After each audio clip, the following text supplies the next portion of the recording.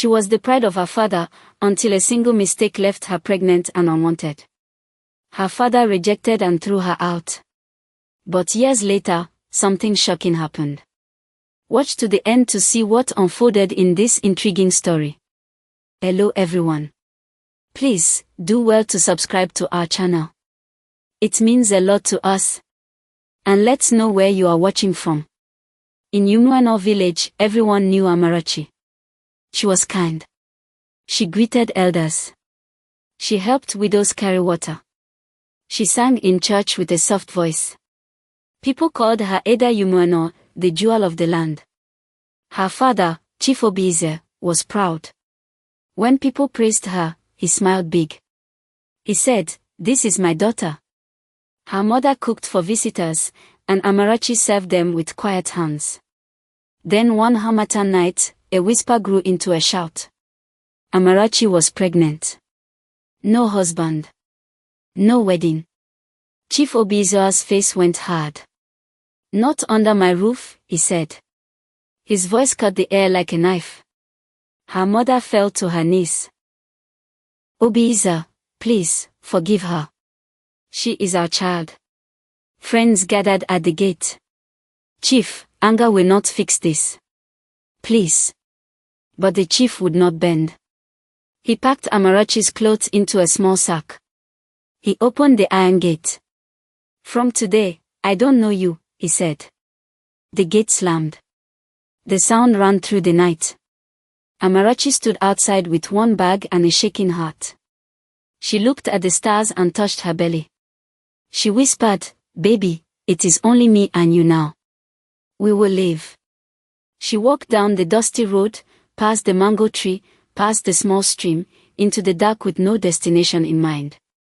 But she kept walking. Until she got to a small town called Uruka. The town did not smile at her.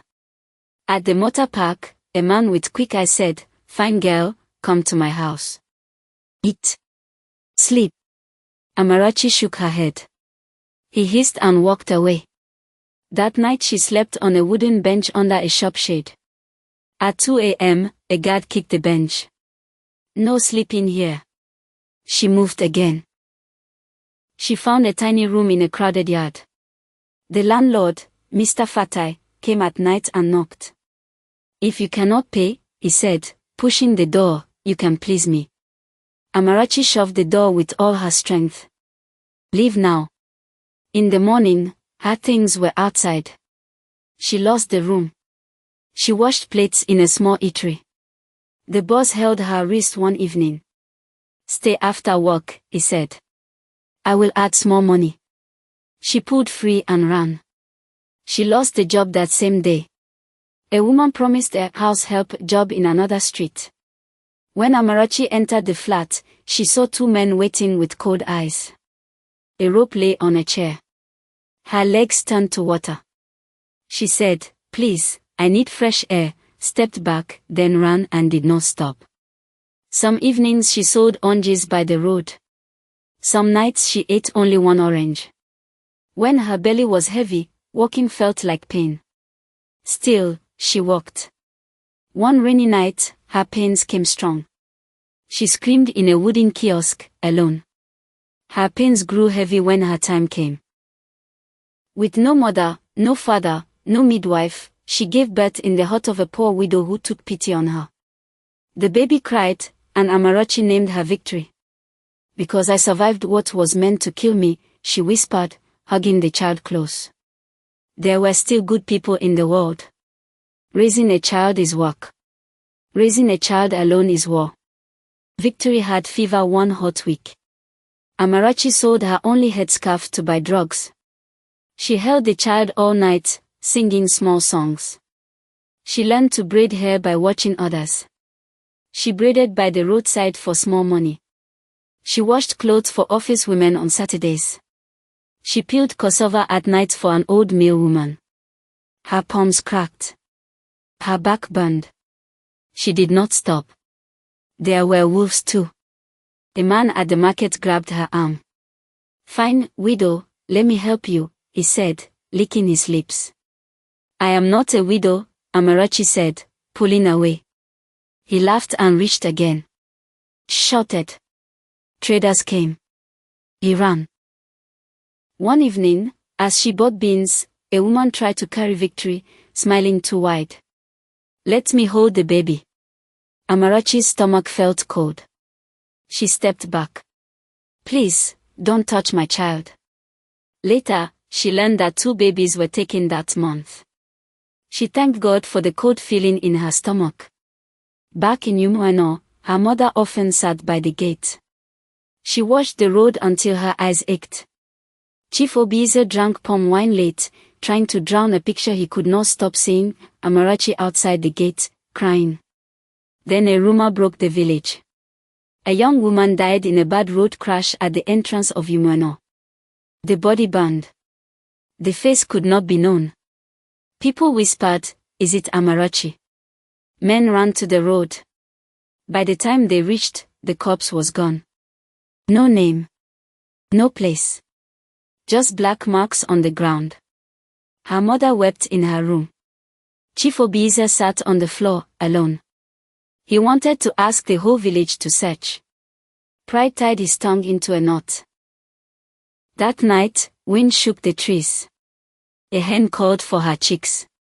Somewhere far away, a child laughed in sleep. Amarachi held Victory close and said, "We will not be swallowed." The change did not come in one day. It came like drops of rain filling a pot. A hot afternoon, a woman fainted by the roadside. People passed. Amarachi dropped her tray and ran.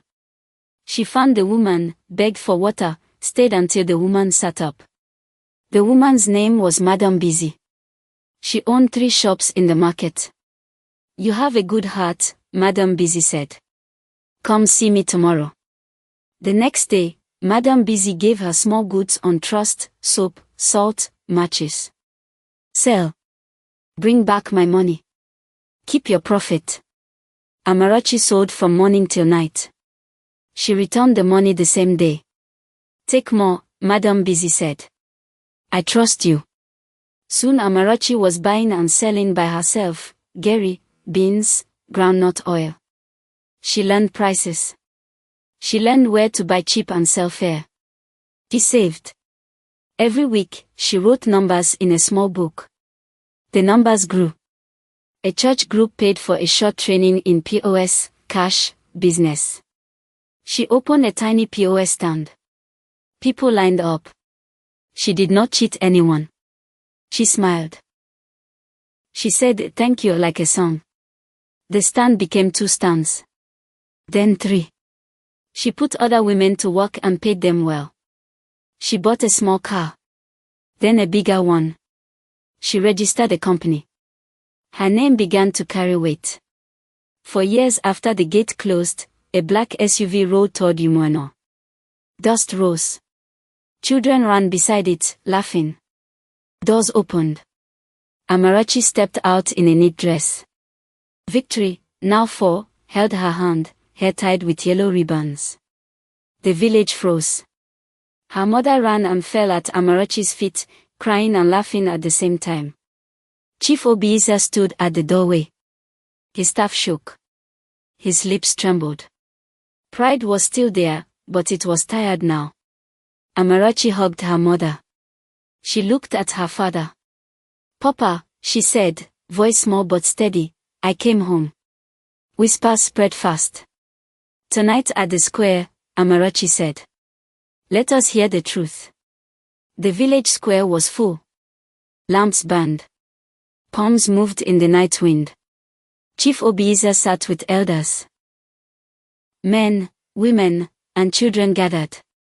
Victory sat on her mother's lap, sucking a sweet. Amarachi stood. "I will talk," she said. "I will not shout.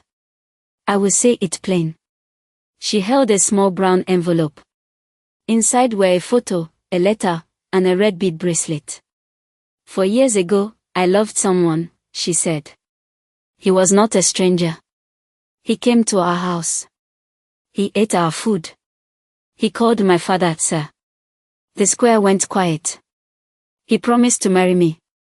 We planned to tell our parents after his work money came. Then I found out I was with child. When I told him, he said to remove the baby.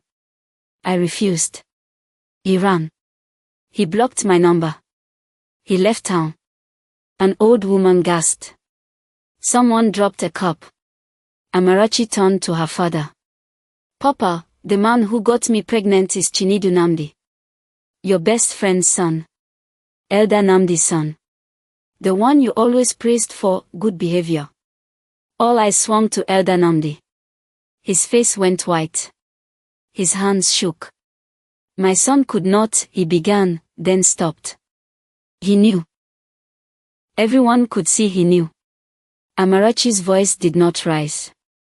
I kept quiet because I did not want war between our houses.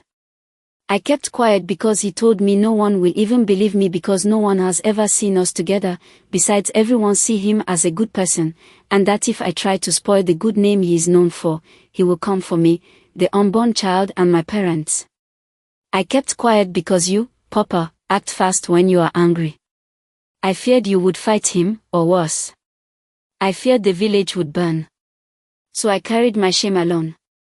I left to protect your name even when you did not protect me. She knelt and placed the red bead on the ground. He gave this for the baby once, even before I got pregnant. I kept it for Victory. Victory slid off her chair and picked the bead. She looked up at the chief with a small smile. The smile looked like a photo in his memory, soft, honest. Something in him broke. Chief Obinna stood. He dropped his staff. It hit the earth. He walked to Amarachi and went on his knees. My child, he said, voice shaking, I failed you. I did not ask. I did not listen. I threw you to the road. Forgive me. Tears ran down Amarachi's face. She pulled him up. I forgive you, Papa, she said. I forgave you long ago. She turned to Elder Namdi. I do not seek revenge, she said. I seek peace for this child. Elder Namdi covered his face and wept. I will find my son. He will answer to the council, he said. Amarachi wiped her eyes and faced the village. I named her Victory because we conquered hunger, fear, and shame. I came back not to boast, but to build. I will open a skills center for girls with no help. No girl should walk the road I walked. Chief Obinna lifted Victory high. This child is Victory indeed, he said. She won us back to our senses. The drums of Umano started softly, then loud. People danced. Not because of money. Because a home was healing. Moral of the story. Listen before you judge. Pride can break a home. Forgiveness rebuilds. It does not change yesterday, but it saves tomorrow. A child is life. If this story touched you, follow for more simple, true African stories that heal, teach, and keep you in suspense to the last line. See you next time.